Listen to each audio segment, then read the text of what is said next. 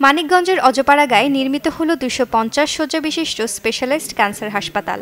দেশের খ্যাতিমান ক্যান্সার চিকিৎসক professor Mohammad Abu Hanif, doctor Imtiaz Kamal, brigadier general Mohammad Moazzem Hossain সহ ৪০ জন উচ্চপদস্থ সরকারি কর্মকর্তা ও ব্যবসায়ীর শ্রমঘাম আর অর্থায়নে নির্মিত হয়েছে এই হাসপাতাল। মানিকগঞ্জে স্বল্প মূল্যে উন্নত মানের ক্যান্সারের চিকিৎসার খবরে আনন্দিত স্থানীয় লোকজন। এমন একটি আধুনিক সুযোগ সুবিধা সম্বলিত হাসপাতাল নির্মাণের মহৎ উদ্যোগ নেয়ায় উদ্যোক্তাদের প্রতি ধন্যবাদ ও কৃতজ্ঞতা জানান স্থানীয়রা।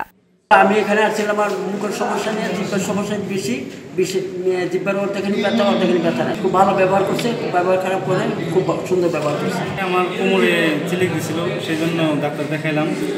50 টাকা রেজিস্ট্রেশন ফি নিল এবং ডাক্তার ফি সম্পূর্ণ ফ্রি, বিনামূল্যে আমরা এখানে পাইলাম, সেবা পাইলাম। আমাদের পাশে গ্রামে এখানে একটা চিকিৎসা পাইয়া খুবই সন্তুষ্ট হইলাম যে ডাক্তার সাহেবও ভালো, আমাদের সাথে খুব সুন্দর কথাবার্তা বললো।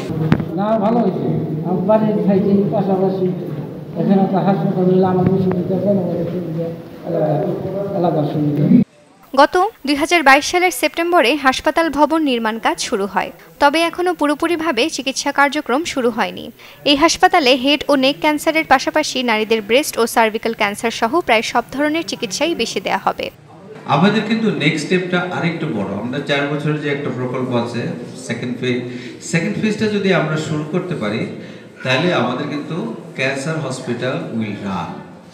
তারপরে আমরা যখন বড় বিল্ডিং, সিটি স্ক্যান, এমআরআই, 8টা অপারেশন থিয়েটার, আইসিইউ, তারপরে অন্যান্য অ্যাডমিনিস্ট্রেটিভ বিল্ডিং যখন আমরা করব, তখন আরেকটা প্রত্যেকটা উইং সেপারেট করে ফাংশনিং যাতে হয়। প্রথম দিকে আমিও একটু মনের ভিতরে একটু সন্দেহ দোলাচল ছিল যে কাজটা আমরা আসলে শেষ করতে পারবো কিনা।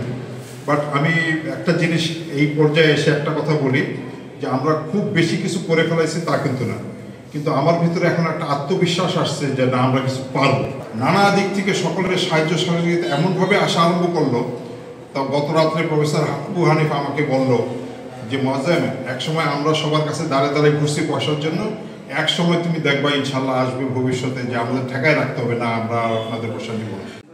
আজ 25 ডিসেম্বর দিনব্যাপী ফ্রি মেডিকেল ক্যাম্প সেবা দেওয়ার মাধ্যমে এই হাসপাতালের যাত্রা শুরু হলো। সকাল থেকে বিকেল পর্যন্ত 20 জন বিশেষজ্ঞ চিকিৎসক বিনামূল্যে রোগীদের চিকিৎসা প্রদান করেন।